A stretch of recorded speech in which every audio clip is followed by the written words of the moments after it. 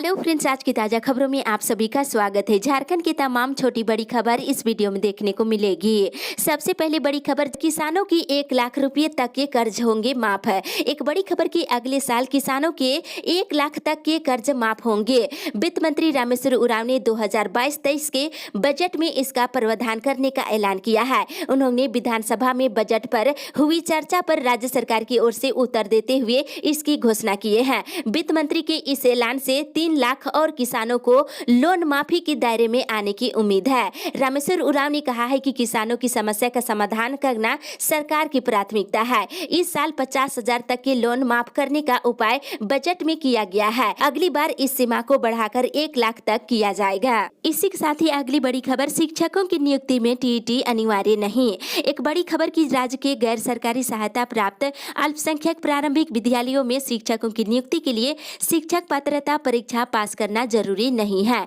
इन स्कूलों में आरक्षण का प्रावधान नहीं है, जबकि सहायता प्राप्त प्रारंभिक विद्यालयों में आरक्षण के प्रावधान लागू रहेंगे। स्कूली शिक्षा साक्षरता विभाग ने इसके लिए संकल्प जारी कर दिया है।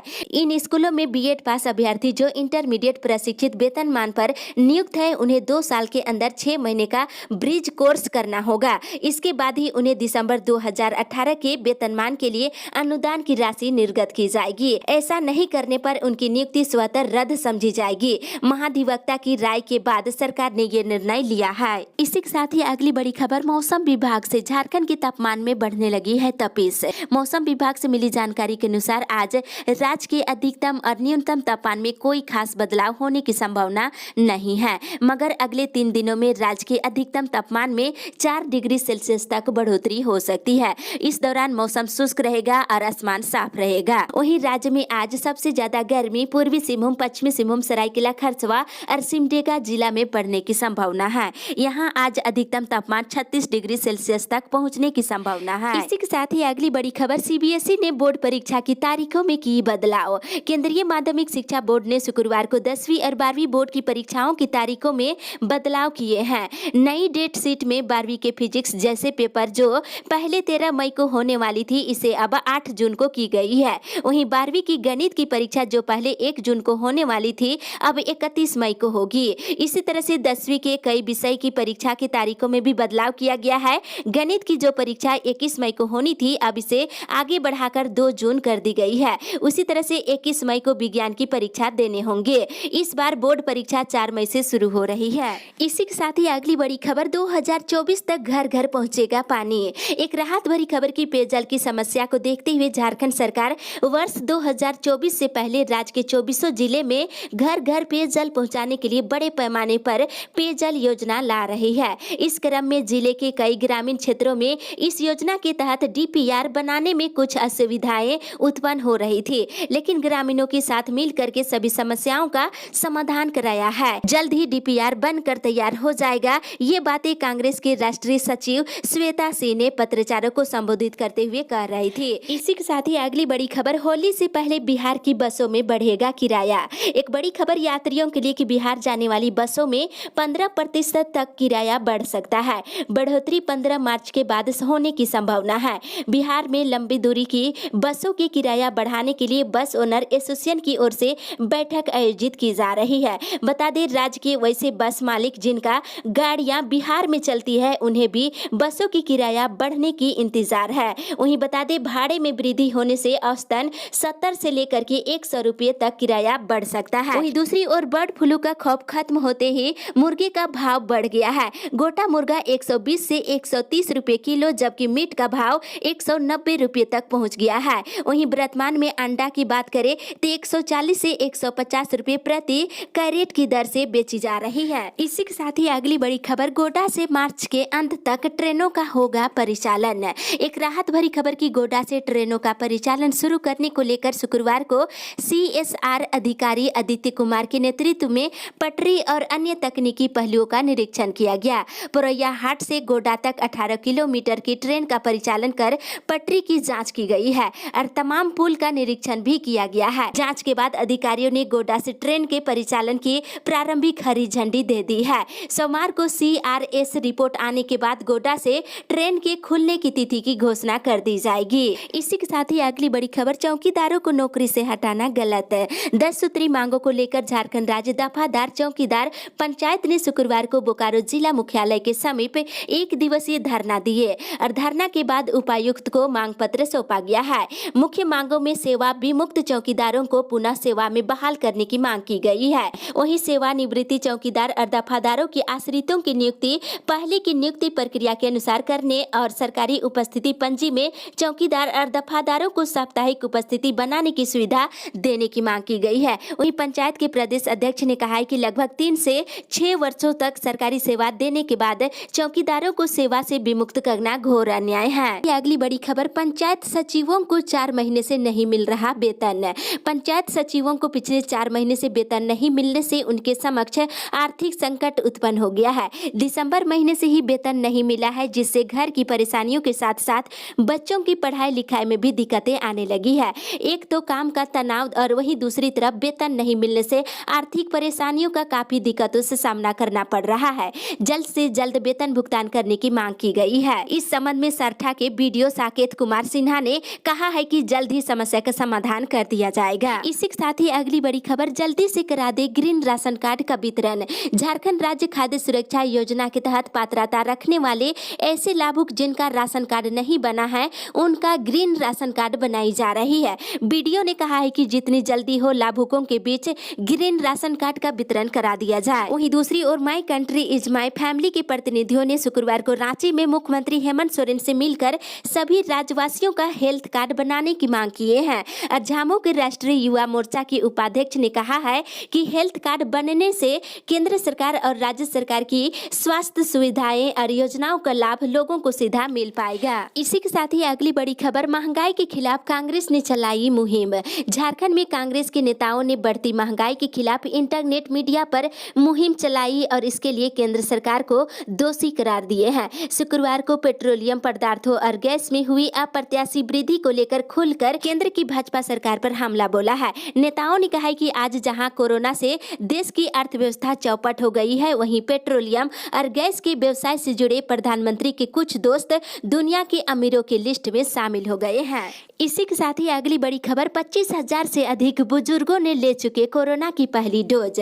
राज्य में कोरोना टीकाकरण को लेकर बुजुर्गों का उत्साह बढ़ता ही जा रहा है। शुक्रवार को भी राज्य के विभिन्न जिलों में 7,887 बुजुर्गों ने पहली डोज का टीका लगवाया। अब तक 25,249 बुजुर्ग अपना पहले चरण का टीकाकरण करवा चुके हैं और इधर शुक्रवार को 686 बीमारों और 3,596 स्वास्थ्य कर्मियों के साथ ही फ्रंटलाइन वर्करों ने भी पहली डोज का टीका लगवाया। अब तक 2,589 बीमारियों के साथ ही 3,09,471 कर्मियों को पहली डोज लग चुकी है। वहीं दूसरी ओर डोज के टीकाकरण की बात करें तो शुक्रवार को 7,271 कर्मियों का इस चरण का पहला टीकाकरण हुआ है। इसी के साथ ही अगली बड़ी खबर, होल्डर्स मीटिंग में आज शामिल होंगे मुख्यमंत्री। एक बड़ी खबर की मुख्यमंत्री हेमंत सोरेन आज दिल्ली में झारखंड की नई औद्योगिक नीति पर स्टेक होल्डर्स मीटिंग में शामिल होंगे। मुख्यमंत्री उद्यमियों से मिलेंगे और राज्य में उद्योग की स्थापना से संबंधित नई नीति बनाने में उनकी राय लेंगे।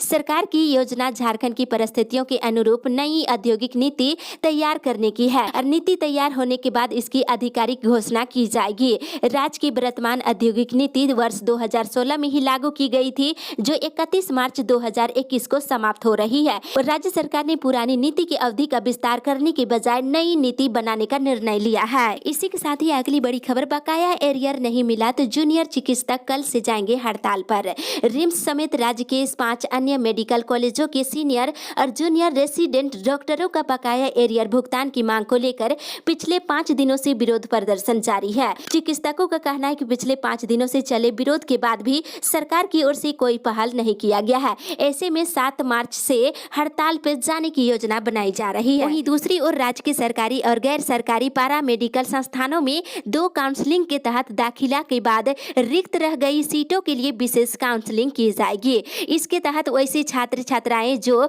किसी कारण से पहली और दूसरी काउंसलिंग में शामिल नहीं हो सके हैं, वैसे अभ्यर्थी भी इसमें नामांकन ले सकते हैं। ऑनलाइन आवेदन करना होगा। इसी के साथ ही अगली बड़ी खबर, झारखंड में शराबबंदी से होगा नई क्रांति की शुरुआत। बिहार प्रदेश जदयू महिला मोर्चा महासचिव रेखा डिडवनिया ने बिहार की तरह ही झारखंड में भी पूरी तरह से शराबबंदी की मांग मुख्यमंत्री हेमंत सोरेन समेत कैबिनेट मंत्रियों से की है। उन्होंने कहा है कि शराबबंदी से बाल विवाह और दहेज प्रथा प्रताड़न मामलों में चमत्कारी सुधार होगा। वहीं शराबबंदी से अपराध और सड़क दुर्घटनाओं में कमी होगी और इसी तरह दहेज प्रथा और बाल विवाह उन्मूलन से समाज में सकारात्मक बदलाव देखने को मिलेगा। इससे बेटियों और महिलाओं के प्रति घरेलू हिंसा पर लगाम लगेगी और शराब के बढ़ते प्रचलन के कारण झारखंड में महिलाओं की स्थिति काफी दयनीय होती जा रही है। इसी के साथ ही अगली बड़ी खबर, बिजली कर रहे चोरी तो हो जाए सावधान। झारखंड के पलामू जिले के हुसैनाबाद में बिजली चोरी के खिलाफ छापामारी अभियान चलाया गया और छापामारी दल ने बिजली चोरी करते हुए रंगों हाथ 7 लोगों को पकड़ा है। उनके खिलाफ हैदर नगर थाना में प्राथमिकी दर्ज कराई गई है। इसके साथ ही सभी 7 लोगों पर 1,35,000 रुपए का जुर्माना लगाया है। आप भी अवैध कनेक्शन से बिजली का उपयोग कर रहे हैं तो सावधान हो जाए, जल्द से जल्द कनेक्शन ले नहीं तो जुर्माने के साथ जेल भी जाना पड़ सकता है। और आपको बता दें, इधर छापामारी दल के नेतृत्व कर रहे कनीय अभियंता ने बताया है कि मुख्यालय के निर्देश अनुसार महीने के 25 दिन विभिन्न क्षेत्रों में बिजली चोरी के खिलाफ छापेमारी अभियान चलाया जाएगा। इसी के साथ ही अगली बड़ी खबर, आउटसोर्सिंग की ओर तेजी से बढ़ रहा गढ़वा जिला। एक बड़ी खबर की स्थानीय नौकरी की आस में बैठे युवक और युवतियों को निराशा हाथ लगने वाली है, क्योंकि गढ़वा जिला अब तेजी से आउटसोर्सिंग की ओर बढ़ रही है। पहले अनुबंध पर सरकारी नौकरी को लेकर परेशानी थी, लेकिन अब अनुबंध पर काम कर रहे लोगों की सेवा समाप्त करते हुए उनके स्थान पर आउटसोर्सिंग के माध्यम से बहाल युवकों से काम लेने की कवायद शुरू कर दी गई है। इस वजह से कर्मियों में निराशा और कार्यों के प्रति नकारात्मक प्रभाव देखने को मिल रही है। जानकारी के अनुसार आने वाले कुछ सालों में अन्य विभागों में भी अनुबंध पर बहाल लोगों की सेवा समाप्त करते हुए वहां भी आउटसोर्सिंग से काम लिया जाएगा। और गढ़वा जिले में अभी तक कई महत्वपूर्ण विभाग है जहां आउटसोर्सिंग से कर्मियों को बहाल कर उनकी सेवा ली जा रही है। इसी के साथ ही अगली बड़ी खबर, सभी ट्रेनों में शुरू होगी एसी की सुविधा। एक राहत भरी खबर की ट्रेन यात्रियों की यात्रा को सुखद और शानदार बनाने के लिए भारतीय रेलवे जल्द ही एक बड़ा तोहफा देने की तैयारी में जुटा है। रेलवे की ओर से की जा रही प्लानिंग पर गौर करें तो इस साल सामान्य श्रेणी की टिकट पर जनरल डिब्बों में सफर करने वाले यात्री भी एसी का आनंद ले पाएंगे। इसके साथ ही गंतव्य तक पहुंचने वाली एक्सप्रेस और पैसेंजर ट्रेनों का स्पीड भी 130 किलोमीटर प्रति घंटे तक बढ़ाई जा रही है। अगली बड़ी खबर, नौजवानों के साथ धोखाधड़ी कर रही सरकार। पूर्व मुख्यमंत्री बाबूलाल मरांडी ने हेमंत सरकार पर जमकर निशाना साधा है। उन्होंने कहा कि राज्य सरकार ने युवा नौजवानों के साथ धोखा किया है। नई नियोजन नीति बनाने के बाद पहले की नियोजन नीति को समाप्त कर देना चाहिए था, लेकिन ऐसा नहीं किया, जिसके कारण हाई स्कूल शिक्षक नियुक्ति परीक्षा में शामिल हजारों छात्र आज दर दर की ठोकरें खा रहे हैं। एक तरफ राज्य सरकार सुप्रीम कोर्ट में हस्तक्षेप याचिका दाखिल कर छात्रों की हिमायती बढ़ाने की कोशिश करती है, वहीं दूसरी तरफ रघुवर सरकार की नियोजन नीति को रद्द करने का काम करती है। ऐसे में राज्य के युवा नौजवान के साथ धोखाधड़ी करना सही नहीं है। इसी के साथ ही अगली बड़ी खबर, किसानों के लिए सरकार ने लिया बड़ा फैसला।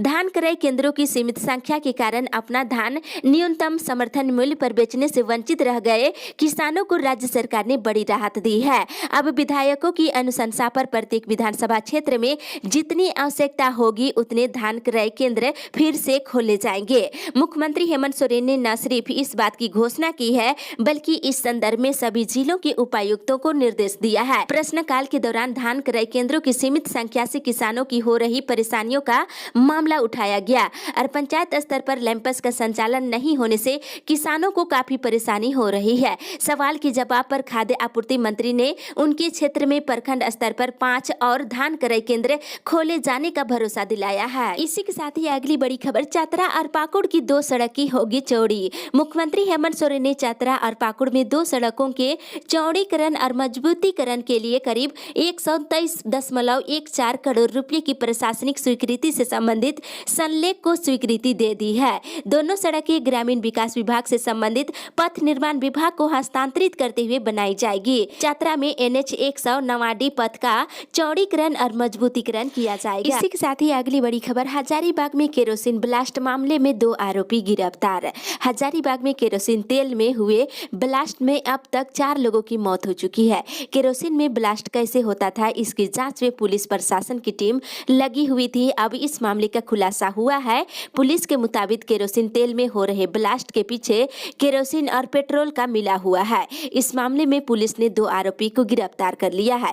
मिली जानकारी के अनुसार ट्रैक्टर चालक की लापरवाही से एक ही ट्रैक्टर से पेट्रोल और केरोसिन की ढुलाई होती थी। ऐसे में ट्रैक्टर से पूरी तरह से पेट्रोल खाली नहीं किया गया और उससे ही केरोसिन की ढुलाई की गई। इस अपडेट में बस इतना ही। आगे की खबर के लिए आप हमारे साथ बने रहें।